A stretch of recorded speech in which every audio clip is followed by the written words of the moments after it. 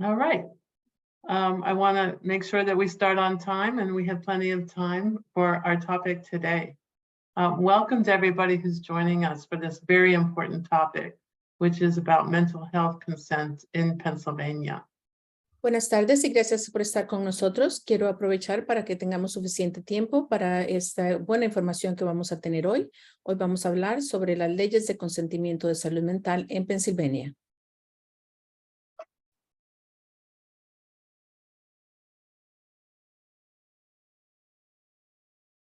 During our time together, I'm going to ask just a few things of you. I'm going to ask that you keep yourself muted unless you want to speak. Durante la presentación del tiempo que vamos a tener juntos hoy, les voy a pedir algunas cosas. Una de ellas es que cuando no está hablando, por favor, mantenga su micrófono apagado. Please use chat to make comments or to ask questions. Por favor, use el chat para hacer comentarios o para hacer preguntas. Any questions or comments will be addressed during the last 10 or 15 minutes of this session when the video recording will be turned off. Las preguntas y los comentarios se van a ver al final de la presentación, unos 10 o 15 minutos antes de que termine la sesión, cuando apaguemos el video que vamos a estar grabando. Please refrain from disclosing any personal details. Por favor, no ponga ninguna información personal en detalle. And please let us know if you have any accessibility needs or need help turning on closed captioning before the session begins. We're going to, on the next slide, speak more about accessing interpretation. Por favor, háganos saber si tienen necesidades de accesibilidad o necesita ayuda para cerrar los subtítulos antes de que empiece la sesión. En la próxima diapositiva vamos a hacer una explicación de cómo usar los servicios de interpretación.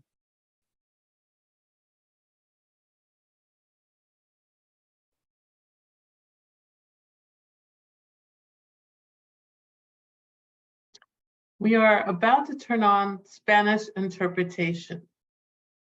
En unos minutos prenderemos la interpretación para español. So, to do so, please choose your preferred language and select mute original audio. And so everybody in the room has to find the globe that is at the bottom of their screen. So please look at the bottom of your screen where you will see language interpretation available, and it's a globe. Click there to get started and select either English or Spanish.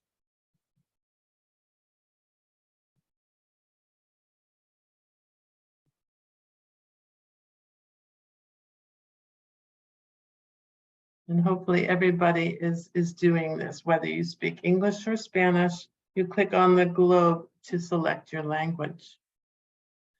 Please mute your sound to minimize interference.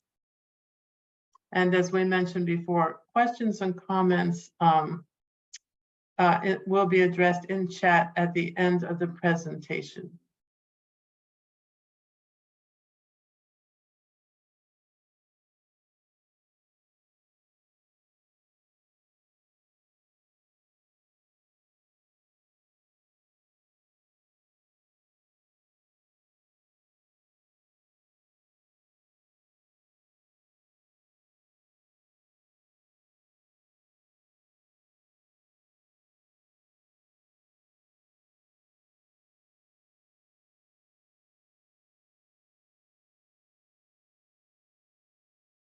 I'm hoping everyone has been able to select their language.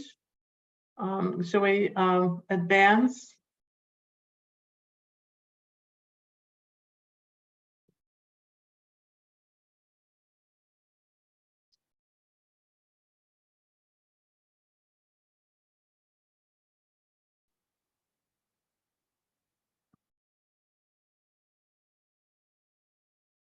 The mission of the Peel Center is to educate and empower children, youth, and young adults with disabilities and special health care needs so that they can lead rich, active lives as full members in their schools and in their communities.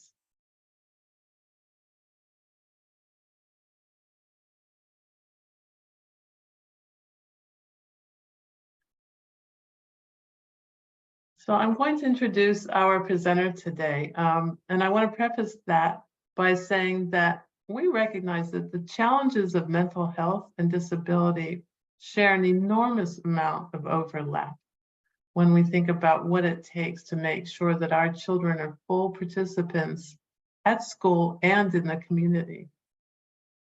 This reality made a collaboration between Peel and the PA Parent and Family Alliance not only a natural fit, but a necessary one.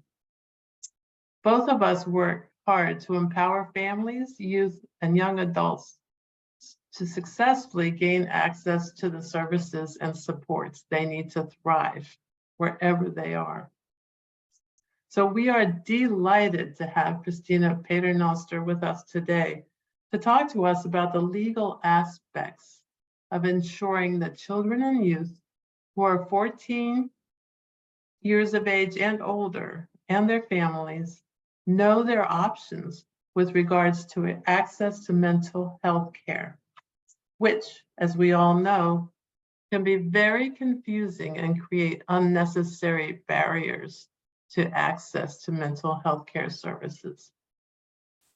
Christina is the director of the Pennsylvania Parents and Family Alliance, which is a nonprofit statewide entity that supports families of children and youth with mental health challenges.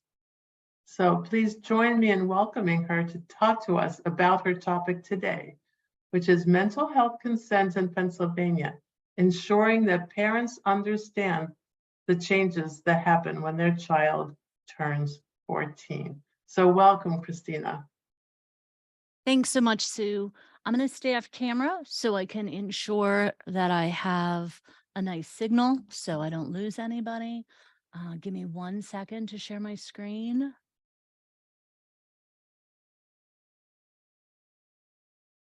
All right, if you can see my screen, I'm ready to go. It looks good. Thank you so much. Now I have to remember to speak slowly. I'm not used to working with interpreters, and I tend to talk really fast. So this is going to be a fun challenge for me, but let's see if I can do it. So I would really like to start by giving the Peel Center a big thanks for hosting us this afternoon. Like Sue said, this is a natural partnership because we know that our children don't have just one challenge, and everyone has mental health. So it's really good for us to start embedding mental health and the thought of mental health into everything we do. Again, I'm Christina, the director of the Parent Alliance, and we support children. We support parents of children who are managing mental health challenges, and that can be things like ADHD or bipolar disorder, anything that's happening. We work with any family anywhere in Pennsylvania. We offer no cost one-on-one support for parents who aren't sure what's going on with their child's behavior, or who have children who have a diagnosis but are having trouble in school, the community, or at home. We offer 4 weekly support groups and have a ton of information and tip sheets available on our website. So who are we? Well, we're parents just like you. We live all over Pennsylvania in rural, urban, and suburban communities. Our team parents 34 children and 5 grandchildren. These are just a few of the challenges that our lived experience has touched. I always like to make sure that we have shared knowledge and understanding as we get started. So I'd like to share some statistics from the Child Mind Institute.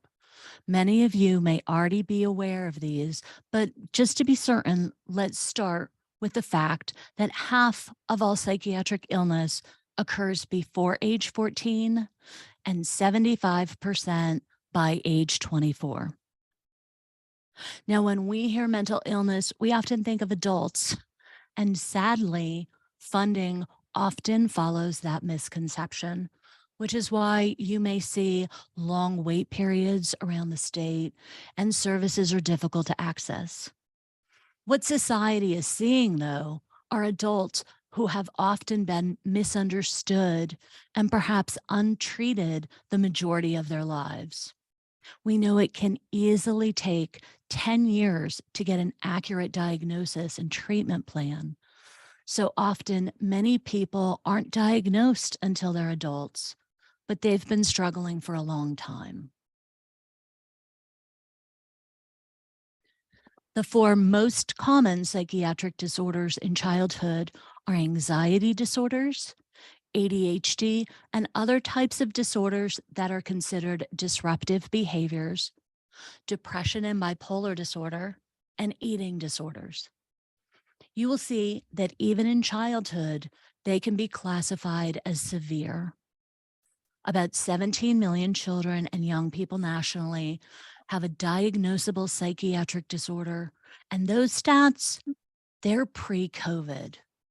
We've already seen a steep rise in those numbers since 2020. One of the things that's most often surprising to people is how young some of these disorders start. As shocking as treating anxiety disorders at age 16 and mood disorders at age 13 is, it's important to remember that this is the median age of onset. Now, that means that there are children even younger than that with a diagnosis. And I'll remind you again that this research was done pre-COVID. As more people become aware of childhood mental illness and seek treatments, we'll see those numbers change. Okay, we're going to get into it, but here's our general disclaimer. Much to my mother's dismay, I am not an attorney, but we have worked with attorneys to review Act 65 of 2020 in the creation of our materials. Now, I'm going to do my best to make this information exciting, but legal stuff can be a bit dry. We are able to be here today because of one mom's tireless efforts to ensure that parents are able to act in the best interest of their children when they see a need for help. April Dugas's daughter, Gabby, developed a severe eating disorder and became suicidal after experiencing a severe trauma in high school. Ms. Dugas was denied the right to consent for her daughter's mental health treatment, though it was clear that she could benefit from it because she was over the age of 14 and she refused treatment. After her daughter's death, Ms. Dugas approached her local representative to ask for a solution. And it was a long and hard road, but Act 65 became law in 2020. It's definitely a testament to a mother's love and the importance of parent advocacy. So this law replaces Act 147. So if you ever hear anyone referring to that outdated law, you know they're not up to date. Act 65 of 2020 allows children age 14 and up to consent to mental health treatment without parental consent and without worrying that their consent will be overridden. Now, parents may also provide consent without worrying that their consent will be overridden. Now, as we discuss the law today, you'll notice that nowhere are parental rights to provide mental health consent taken away or limited. So let's talk about outpatient treatment. A minor 14 years or older may provide consent. Parents' consent is not necessary. And a parent or legal guardian of a minor under age 18 may consent to voluntary outpatient mental health exam or treatment on behalf of the minor, and the minor's consent shall not be necessary.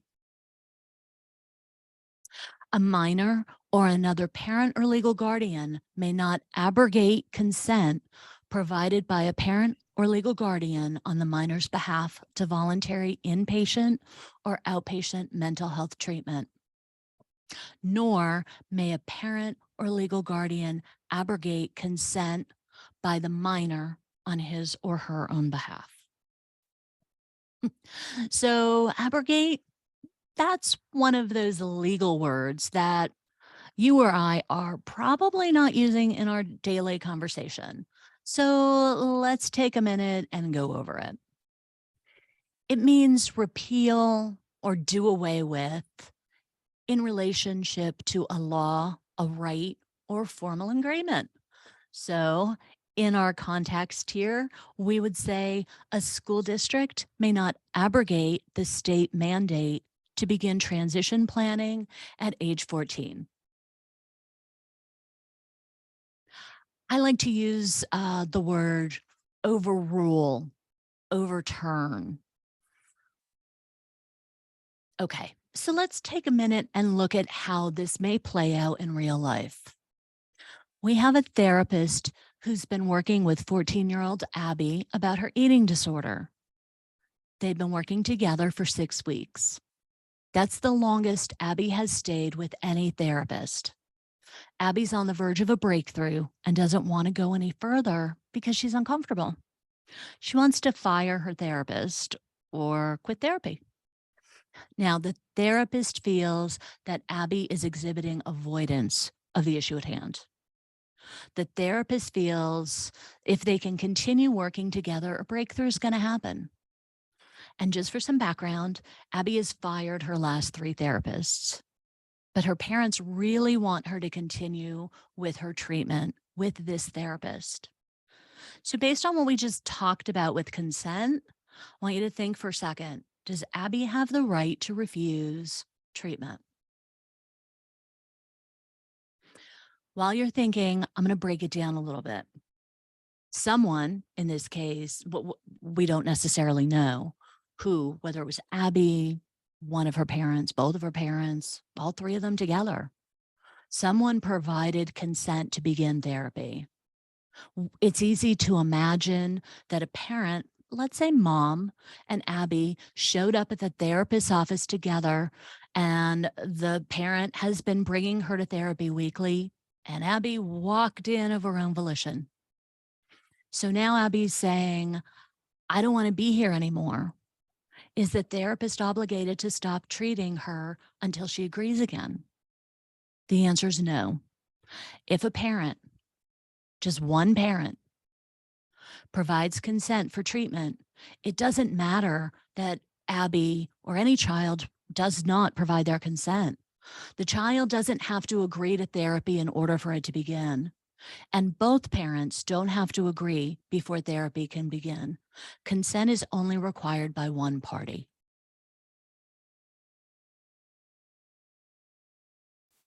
So let's look at this from another point of view.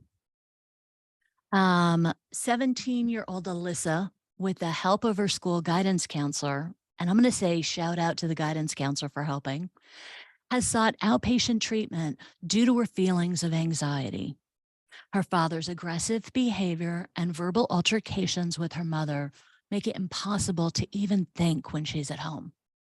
After the first month of outpatient therapy, Dad finds out. He's furious and demands that Alyssa terminate treatment.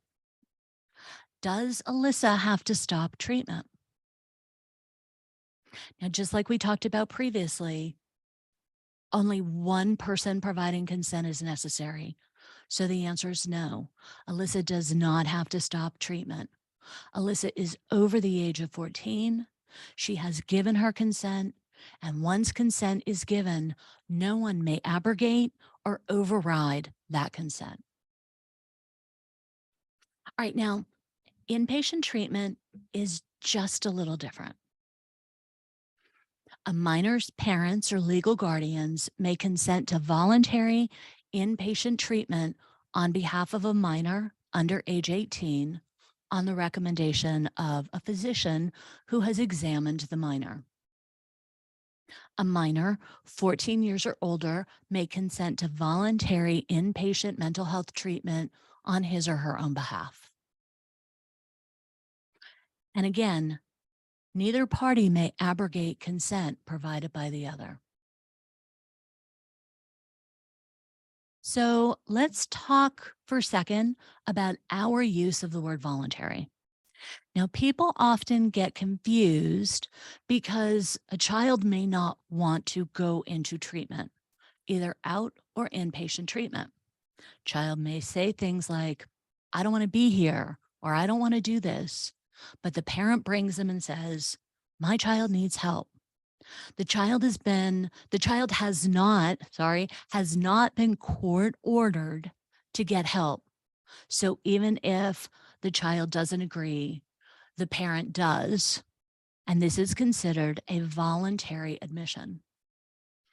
What you'll hear called a 302 admission or involuntary commitment is when someone is determined to be a threat to themselves or others and is mandated to get treatment. Often hospital administrators or police who were unaware of Act 65 of 2020 will say if a child doesn't agree to treatment, the only way to get them treatment is under a 302 involuntary admission. Now, people ask if inpatient treatment will show up on police records. A voluntary admission, where parents or the child says yes to treatment, will not show up on police records. 302 admissions or involuntary commitments will show up on state police records, even if a child is under 18 at the time of the treatment. Okay, so let's talk about how consent for inpatient treatment works. A parent or legal guardian who provided consent to inpatient treatment may revoke that consent.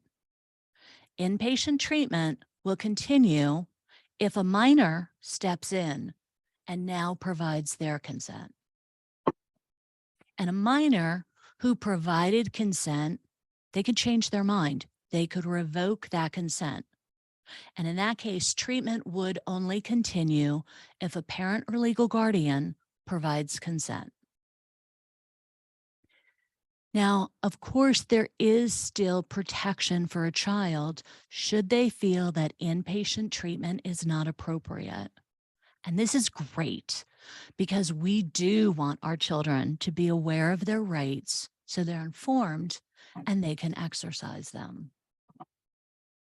At the time of an admission in an inpatient treatment facility, a representative from the agency will talk to the minor and explain the nature of the program. A statement of the minor's rights to object will be explained along with a written copy. And if the minor wants to exercise their right, the director of the facility will provide the minor with a notice of the request for modification or withdrawal from treatment. That's a form. A representative from the agency will file the signed petition with the court. Now, after that's filed, the court will promptly appoint an attorney for the minor, and a hearing will be scheduled to be held within 72 hours following the filing of the petition. So we're asked, where's the minor during this discussion, during these proceedings? The minor remains in the treatment facility until a judge or a mental health review officer determines if the mental health treatment is in the best interest of the minor or not. Okay, so how long can a child be held for treatment? Well, if they go the route with a judge, the minor can be ordered to undergo treatment and receive inpatient treatment for up to 20 days. Now, the patient may be discharged when the attending physician determines that the minor no longer needs treatment, or at the end of 20 days, whichever comes first. Now, if at the end of those 20 days, the attending physician determines continued inpatient treatment is necessary and the minor still doesn't consent, the court conducts a review hearing to determine whether to release the minor or to make a subsequent order for inpatient treatment for a period not to exceed 60 days. And this cycle goes on and on until the doctor feels that the child is no longer in need of treatment, or maybe the child agrees to voluntary treatment so they don't have to continue to go back to the court. Sometimes children get into treatment and realize that it's not what they saw on TV, or that it really is helping, and they change their mind. And that's great. All right, so let's look at another real world situation. In this case, we have 16-year-old Jacob, and he's in need of a residential treatment facility due to his sexually problematic behaviors against his 10-year-old sister. Jacob does not want to go into a residential treatment program and has agreed to remain in outpatient therapy. Now, after speaking with Jacob's therapist, mom agrees that a higher level of care is needed in order for Jacob to make progress. Now, while searching for a proper RTF, a residential treatment facility, mom is told over and over again that because Jacob is 16 years old, he's going to have to agree voluntarily to go to the RTF. Our question is, does mom have the right to sign for voluntary placement for Jacob? Now, as you're going to see, or as you've seen, this mom is making the decision with the guidance of Jacob's therapist. So mom meets the requirement and she has the right to agree to Jacob's placement in an RTF. For inpatient therapy, it's spelled out that patients can only, or that parents can only admit their children if a doctor agrees. But I mean, that's pretty standard, isn't it? I mean, I live around the corner from a hospital. I can't walk into the ER and say, here's my child. I want you to take their appendix out, and have a doctor go, sure, let's admit them. We're going to do it first thing in the morning, right? So any admission, if you expect your insurance is going to pay for it, is going to require a doctor's agreement. So this isn't an undue burden or anything unusual. Now, we get this question all the time. When there's a disagreement between parents about inpatient treatment, the child stays where they are, and the non-consenting parent, the parent who doesn't want their child to have treatment, has the obligation to request a hearing where the child lives. Both parties, both parents, do not have to agree in order for treatment to start. We get that question all the time. Remember, for both inpatient and outpatient treatment, no one may abrogate or override another's consent. Now, does it matter if the parents are divorced? No. It's likely that they both have shared decision-making authority, even in a divorce agreement. But that doesn't change the fact that only one party has to agree to treatment, inpatient or outpatient. If a parent really disagrees to inpatient treatment, they can petition the court and leave it to a judge. All right, let's talk about releasing medical records. That's the second tricky part. A minor may consent to the release of the minor's medical records and information to the minor's current mental health treatment provider. A parent or legal guardian may consent to a minor's medical records and information be released to the minor's primary care provider if such release would not be considered detrimental to the minor. And information is released from one professional directly to another professional. Again, that's not anything that's unusual. But this is where it gets tricky.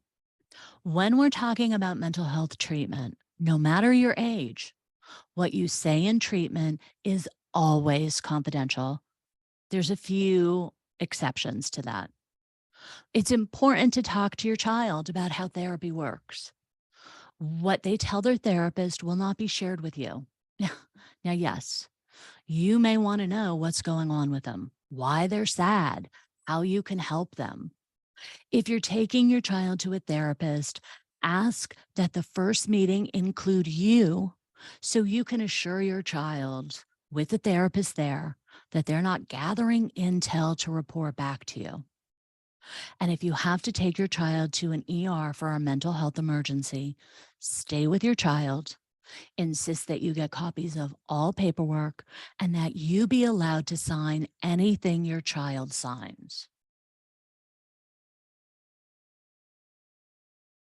The parent or legal guardian who's providing consent for the minor to receive mental health treatment shall have the right to information necessary for providing consent to the minor's mental health treatment, including symptoms, conditions to be treated, medication and other treatments to be provided, risks, benefits, and expected results.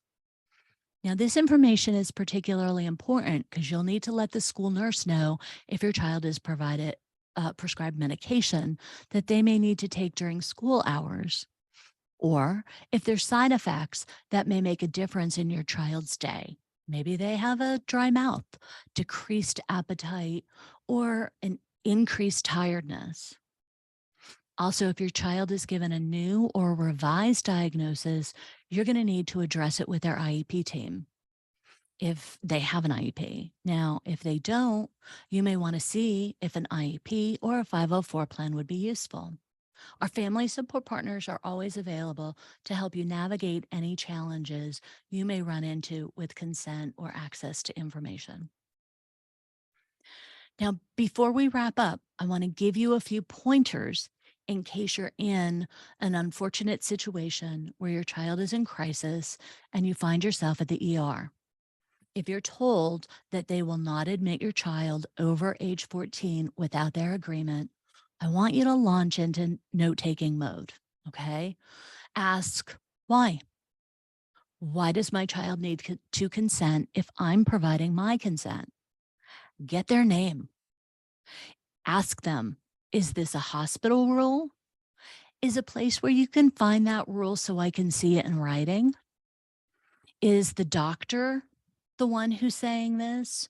And can I talk to the doctor? If you're talking to a doctor, ask where they're getting this information from.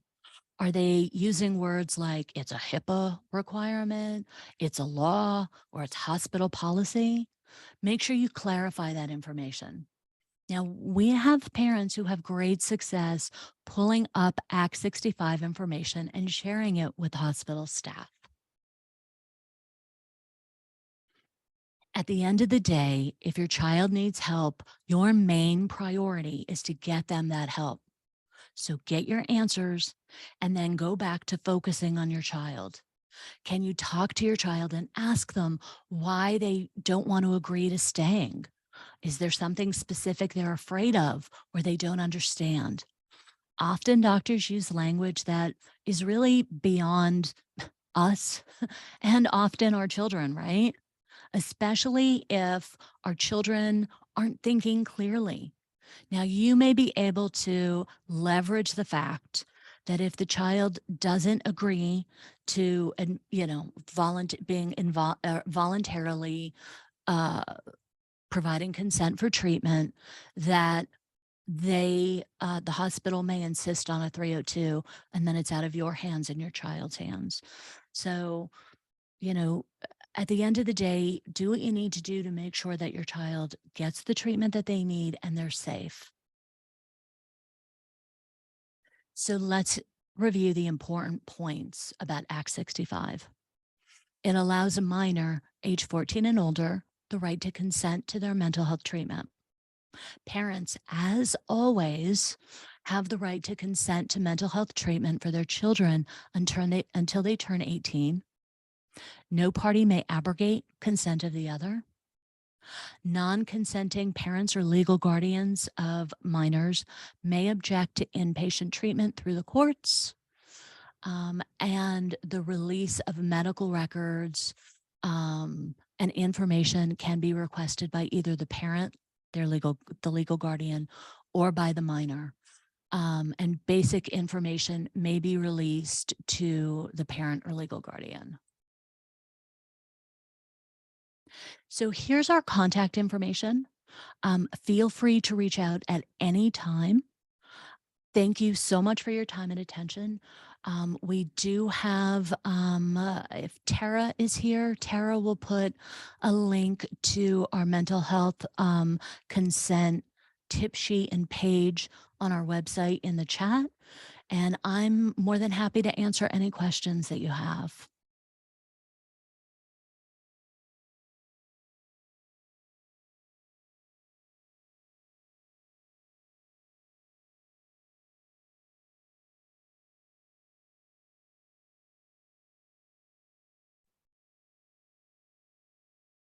Hi, Christina, it's Shelby from MHA Lancaster. And I saw it in the chat there, and I wanted to kind of respond to it too. This is the situation that we hear when I'm advocating for families that the treatment center won't accept a child that is not voluntarily agreeing to go. So I don't know how we, because they have 10, 5 people to choose from. This child's agreeing, this one's not. I know in my situation, it was a matter of at that time and moment in crisis, a child might not agree, but after a day of stabilizing, they're open to it. So it's just, we're really, I don't know how we address that. So. Legally, unfortunately, Okay. they are allowed to pick and choose who they admit. That's their right. And it's hard to get your child in if they don't want to participate. So again, if you can find a time when they're willing to say yes and quick get them on the phone, that's a great opportunity, and run with it. We had a situation where one of our advocates was working with a parent, and their child was in total agreement. Yes, I'm going. They talked about it. They were at the facility. The child went back in to do paperwork. They had mom sitting out in the waiting room, and the hospital administrator came out and said, oh, they don't want to be here. We can't make them stay. And mom had a conversation with her child, and it turned out that the facility was saying, you're going to stay here until you graduate. And the child, who was like maybe 14 or 15, was like, I have to stay here for like that long. And it was a miscommunication where the child was, the child just didn't understand. They were saying graduate from the program. And who talks like that in the real world? So there was a misunderstanding. So, because there is that resistance to RTFs accepting your children, it's a great idea to have a conversation with them and really kind of, really kind of, talk your child through it, bring other people in. If they happen to have a therapist, have maybe leverage that therapist making the call. I've talked to the child, they agree, mom is dropping them off, and maybe use that therapist if you can for help. We have not been able to get an answer. You cannot force a private industry, a private business to accept someone if they don't want to. So that's, really a situation where maybe you need to look at RTFs available in areas around the state that will accept your insurance or medical assistance.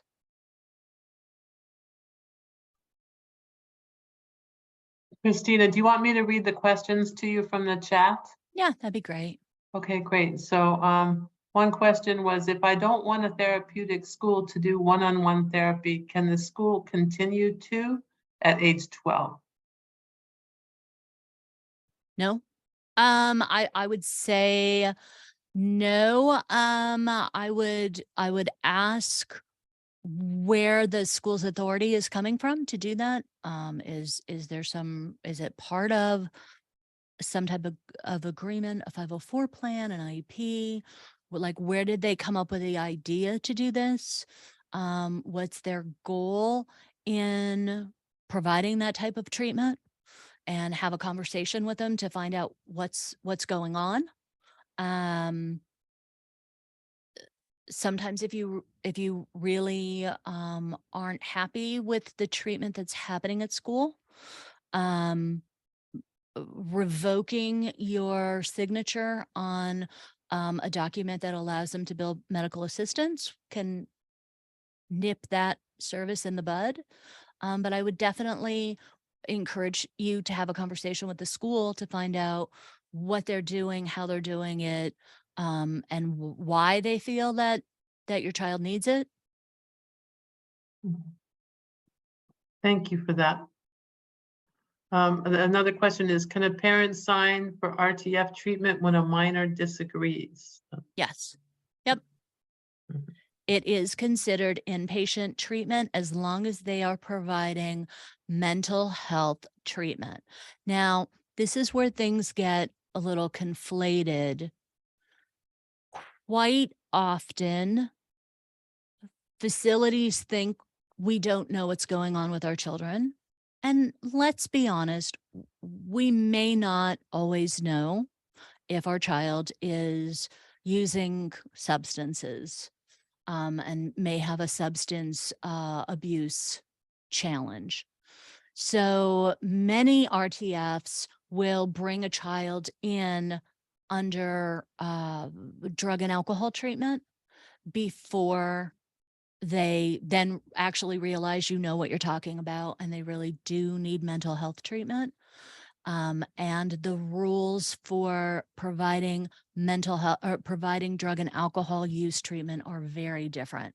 So I think that a lot of people run into that challenge.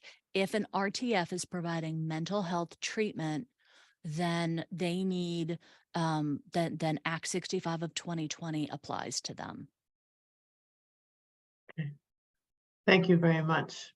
Another question is, why do so many, oh, no, actually the next one is, in a private arrangement, the child does not live with a biological parent. So what are the laws in this case? I am not a legal advisor, so I may not be able to give you a satisfactory answer to that. Even in a private agreement, and often we find this with grandparents who are Mhm. raising their grandchildren and are doing it in a way where they know that they can't they know that that they can't get like formal decision-making authority from their children. They should have something in writing. There are laws in Pennsylvania that do allow like emergency treatment for people. Let's say mom and dad were out of town, like on a vacation or whatever, and the child was staying with grandma. The child was staying with an aunt with friends. And so the child is allowed that person who is standing in for the parent can take them to the emergency room if they break their arm or have some kind of emergency like that. So you can try that. And again, in that case, it's always best to see if you can get the child to agree. But that is that kind of gray area that is challenging, that comes with not having, legal parental authority. Thank you. There's a comment here, it is a question, but also a comment. I think multiple people have, is why do so many providers in Pennsylvania misinterpret this Act 65? Very few people. It seems like this particular person had 2 teens with mental health needs and have been told in several places that since they were over 14, we have to do what the kids want.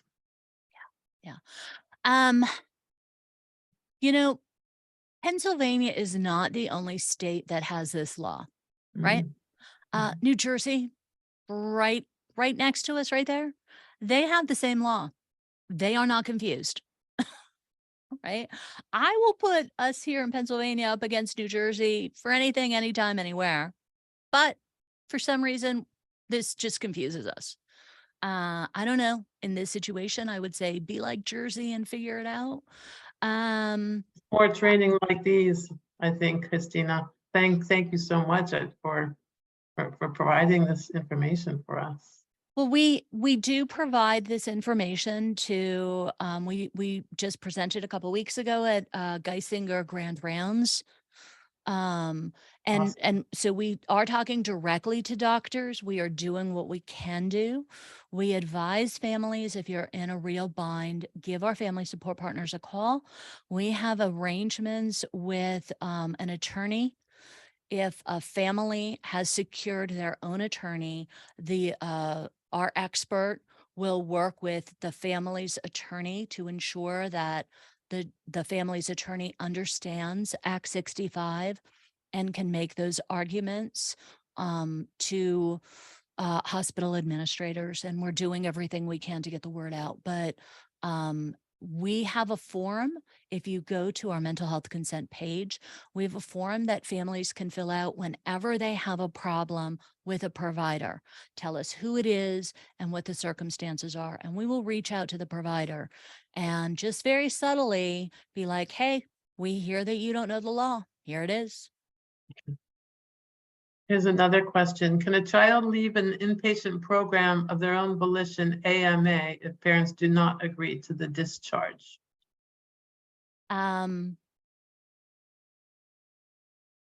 They should not be able to, is what I will say.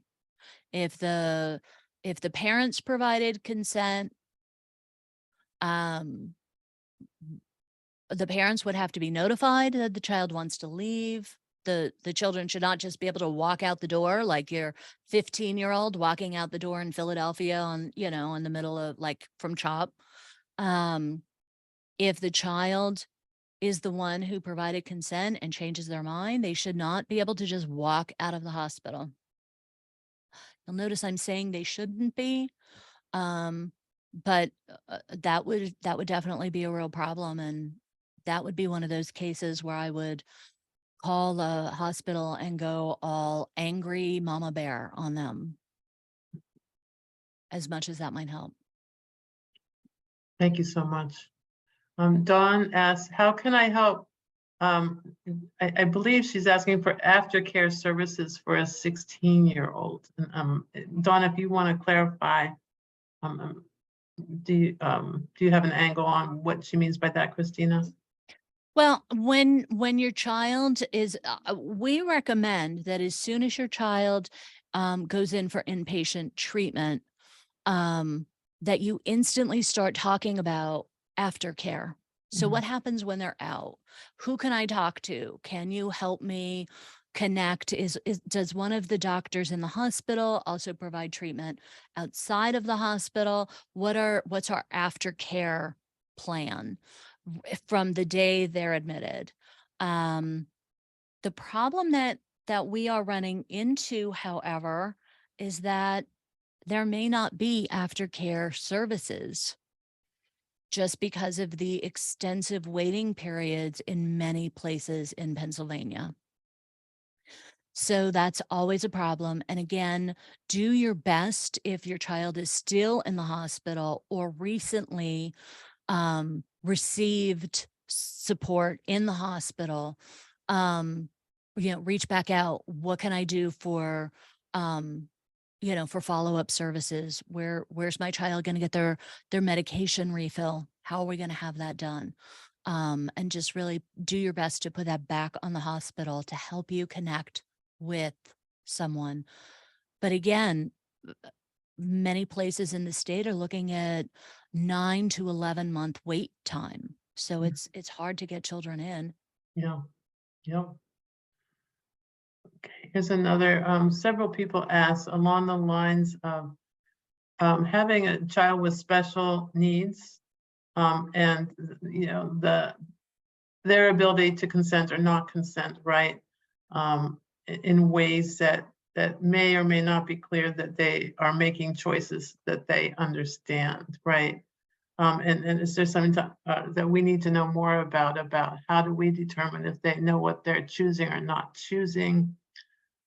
You know, these are things that come up Yeah. with parents who have Right. children that don't communicate in, you know, verbal ways. Right, right. And it's, I mean, that's particularly difficult. I mean, we are taking someone who is medically vulnerable. When you have to be admitted to an emergency room for your own mental health, by the nature of the need for treatment, you are not thinking well. And add to that the fact that this is a child who is making this decision, who does not understand the decisions that you are asking them to make. So, and we have run across this. We, not very long ago, had actually had a parent in an emergency room call us from the emergency room because their child had an intellectual disability, and could not, they just didn't understand. I think that that diagnosis is something that you really need to emphasize to the hospital. My child has autism. My child has limited verbal ability. My child has an intellectual disability. This is a diagnosis that, you know, has been on record for a very long time.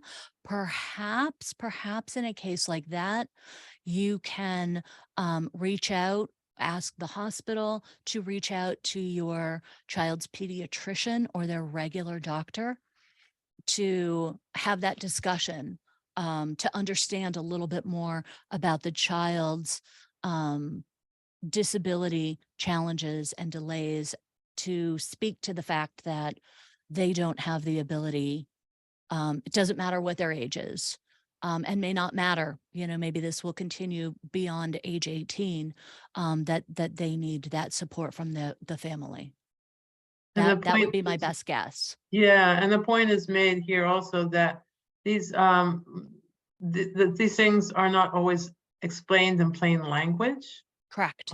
or in ways that the children who may indeed be able to understand, it's not being provided in a way that's clear, right? Right, Um, right.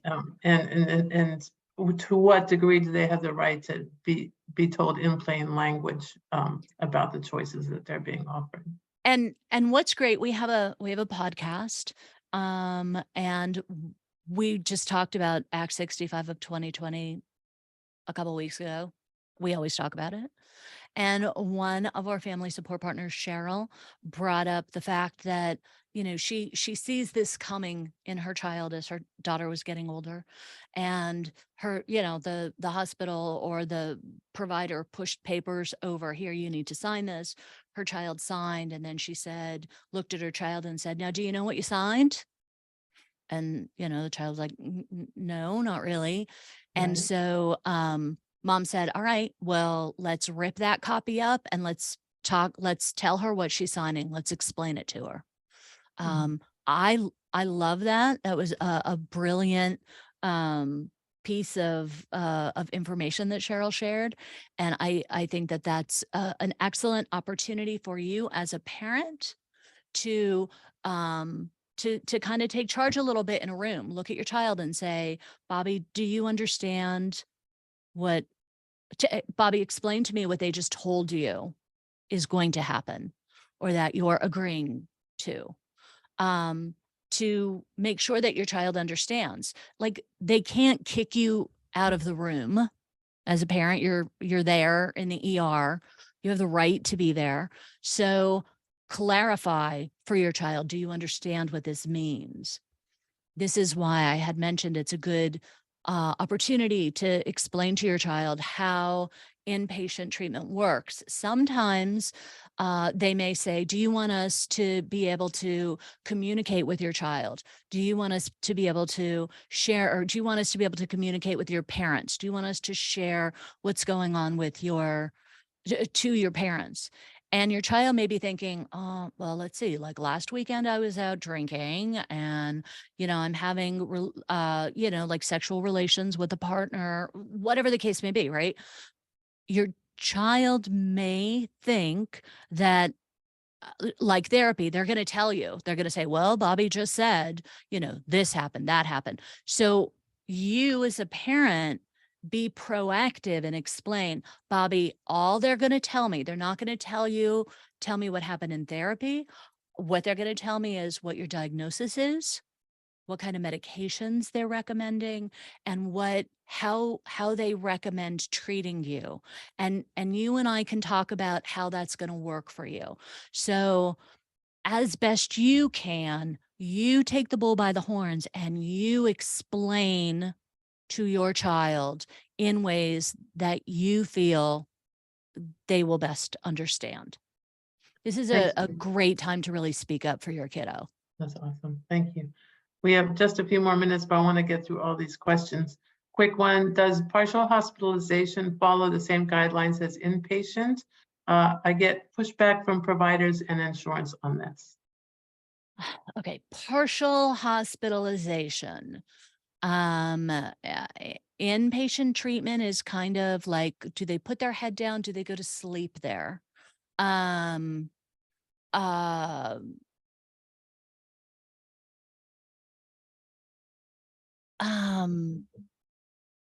So partial hospitalization, I would, and I'm going to guess because I don't have it in front of me, should follow outpatient treatment because they go home. So partial hospitalization treatment is they come in for a couple hours and then they go home at night. And so that would follow that rule of outpatient treatment,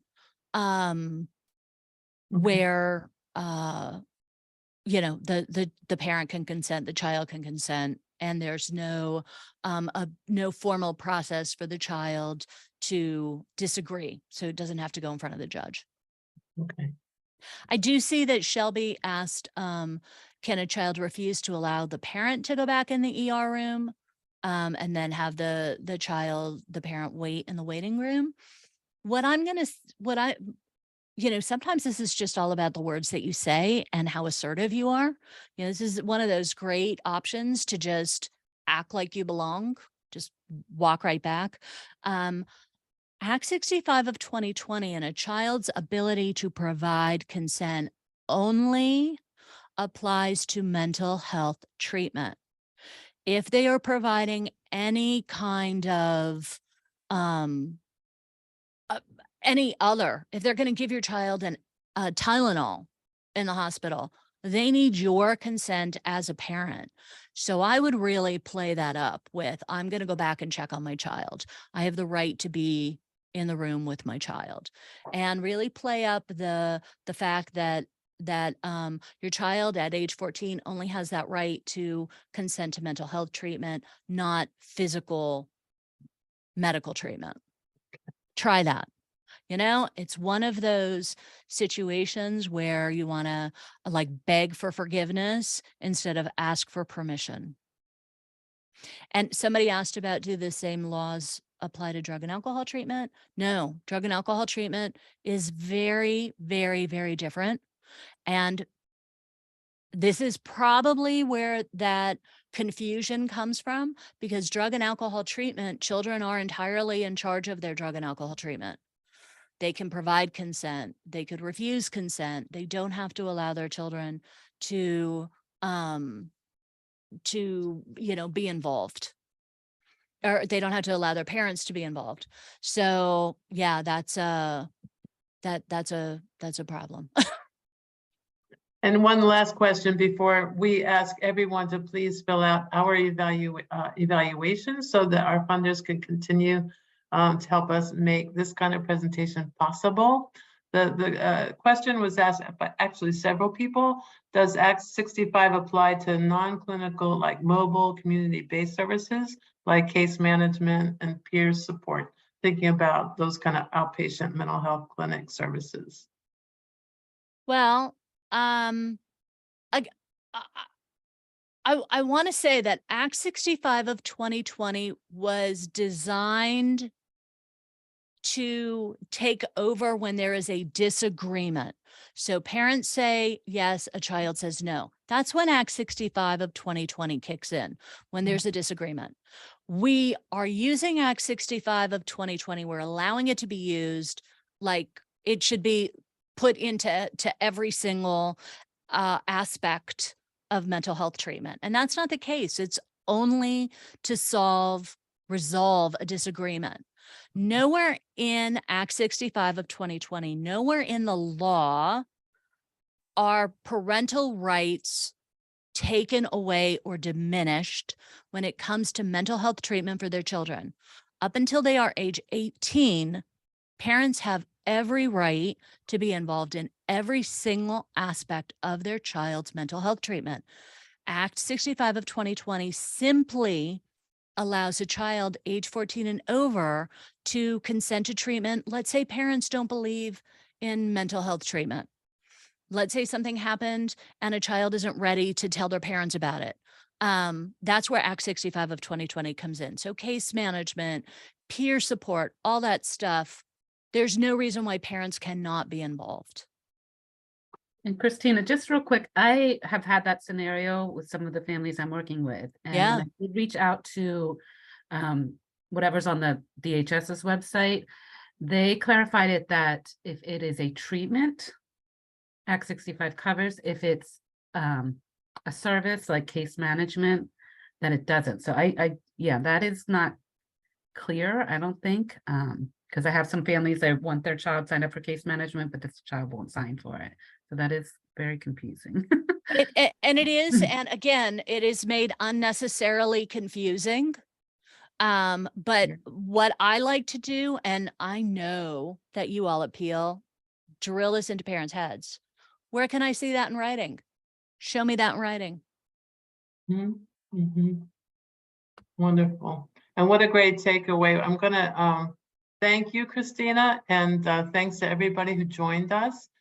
Christina provided her, so the link, the link to the tip sheet is available in the chat, and the contact information is online. If you, I'm gonna go ahead and put that in the chat. If you wanna reach out to the Parent and Family Alliance directly. So thanks so much, Christina. Thanks everybody for joining us. And we hope you have a great